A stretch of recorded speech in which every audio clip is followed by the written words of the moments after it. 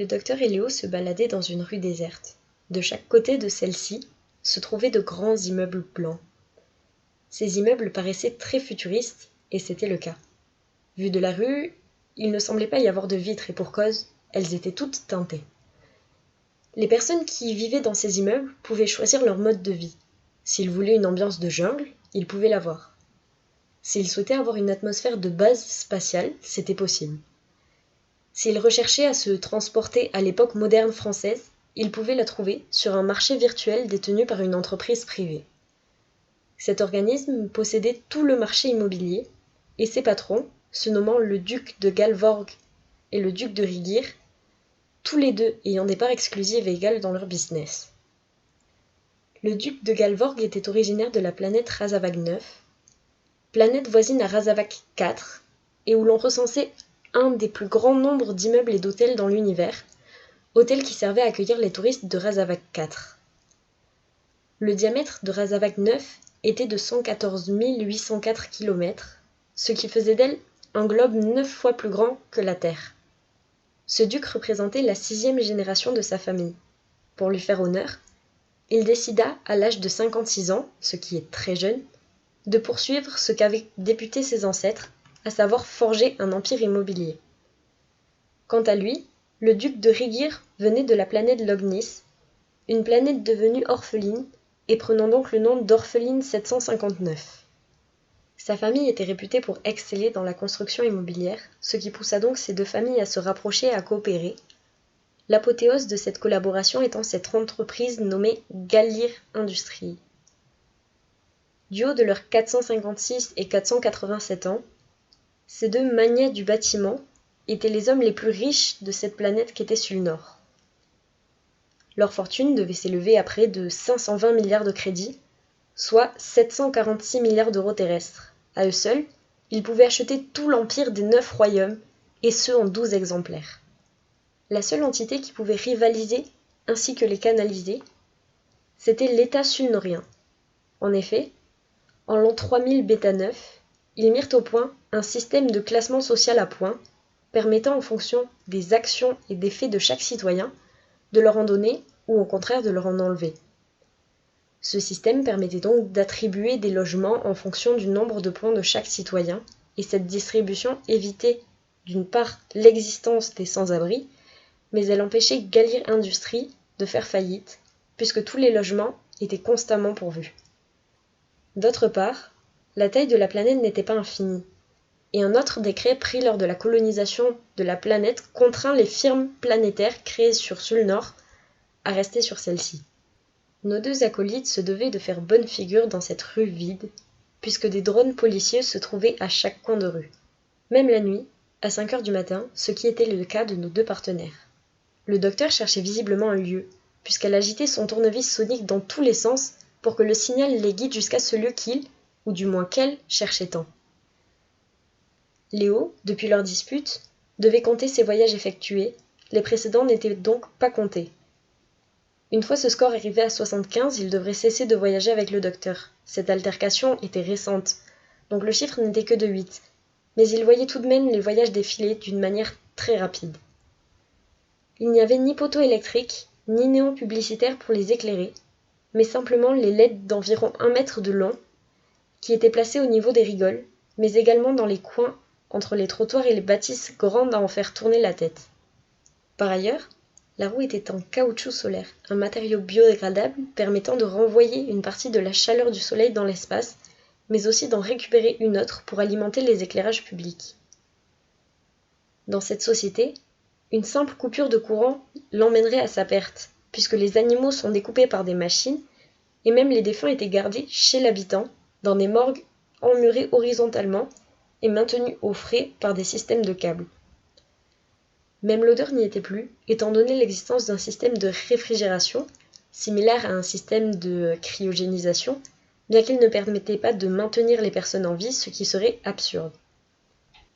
Seuls les plus fortunés pouvaient se permettre de cryogéniser leur famille ou eux-mêmes, histoire de rallonger leur durée de vie.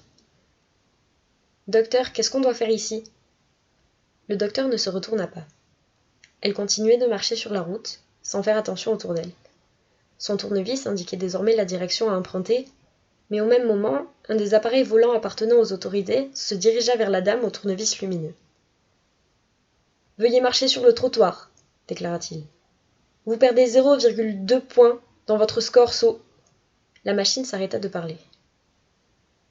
Le docteur et Léo la regardèrent, puis le docteur se décala sur le trottoir. L'engin fixait sa caméra sur le docteur et bougeait en fonction de ses déplacements. « Vous n'êtes pas dans les registres.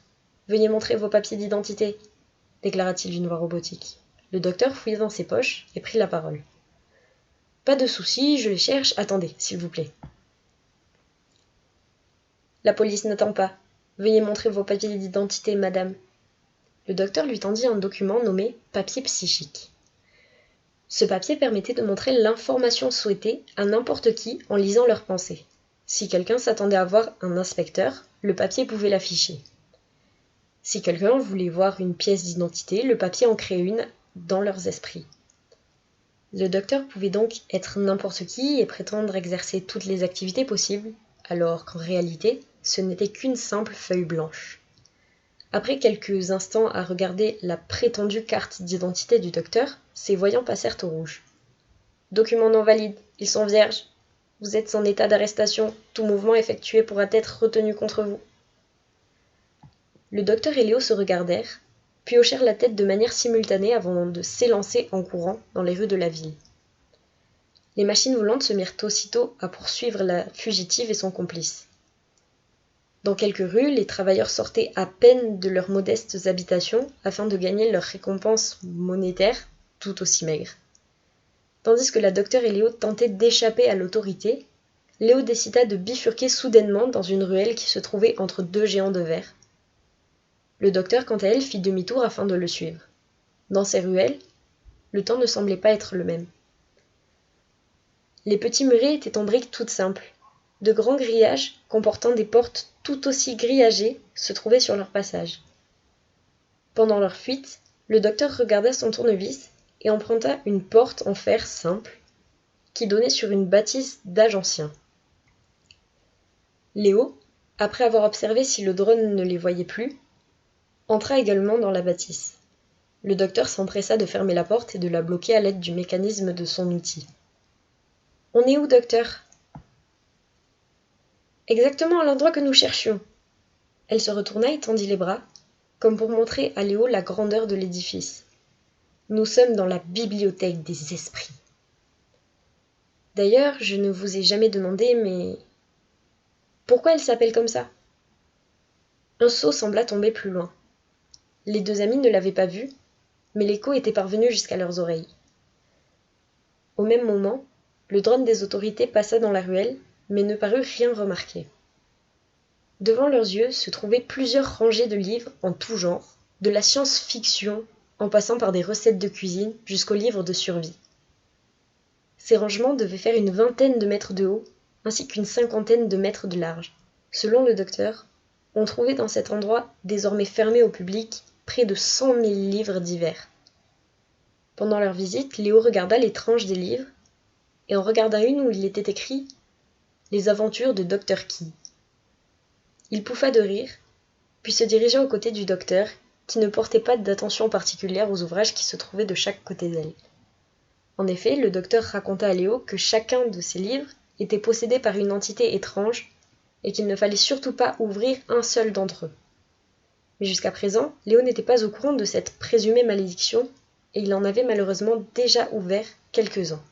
« Pardon ?» dit-elle. « T'es au courant qu'on ne peut pas sortir, et que rester enfermé ici, c'est du suicide ?» Mais je savais pas qu'il fallait les ouvrir, moi, ces livres. Il se mit à faiblement paniquer. Il se rapprocha ensuite du docteur et lui chuchota à l'oreille. Et puis, il y a un livre sur un certain Docteur Qui. Vous savez qui c'est, vous? Ben non, je sais pas, j'ai pas lu tous les livres de l'univers non plus. Le docteur semblait vexé. Elle se dirigeait à présent vers une salle hermétique où aucun livre ne se trouvait. Léo la suivit, mais au moment d'y entrer, des bruits de plus en plus étranges se firent entendre, dont des rires qui semblaient démoniaques. Comment on fait? On pourra pas sortir de cette salle-ci? Non, répondit le docteur. Mais au moins, ça nous permettra d'avoir assez de temps pour les étudier à travers la fenêtre, et également pour trouver une échappatoire. Le docteur ferma la porte avec son tournevis. De cette manière, rien ne pourrait y entrer, sauf si le docteur l'ouvrait à nouveau. Léo se posta à la fenêtre pendant que le docteur se mit à penser au plan, assis sur une chaise en bois toute simple. Soudainement, des êtres indescriptibles vinrent se coller à la vitre de la pièce, effrayant l'homme qui tomba au sol. Le docteur, elle, semblait imperturbable. Léo se redressa et regarda le docteur d'un air effrayé. « Va falloir vite trouver une solution, si on fait rien, cette aventure va tourner en déconfiture !»